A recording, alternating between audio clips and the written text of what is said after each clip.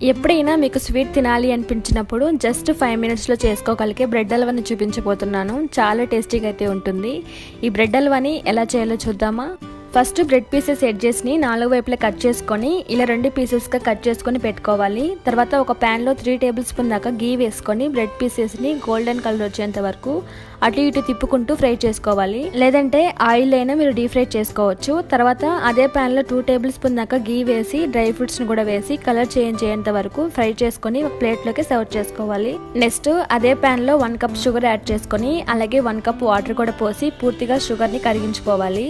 ఇలా షుగర్ పూర్తిగా మెల్ట్ అయిపోయాక ఇందులో బ్రెడ్ పీసెస్ని వేసి చక్కగా మిక్స్ చేసుకోవాలి.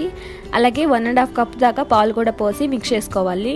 ఇలా బ్రెడ్ని చక్కగా మిక్స్ చేసుకున్నాక ఇందులో ఇలాచి డ్రై ఫ్రూట్స్ని కూడా వేసి అలాగే కొంచెం వెనిలా ఫ్లేవర్ వేసారంటే టేస్ట్ అయితే చాలా బాగుంటుంది. ఈ బ్రెడ్ హల్వాని నోట్లో వేసుకుంటే కరిగిపోయేంత టేస్టీగా అయితే ఉంటుంది. ఎలా అనిపించిందో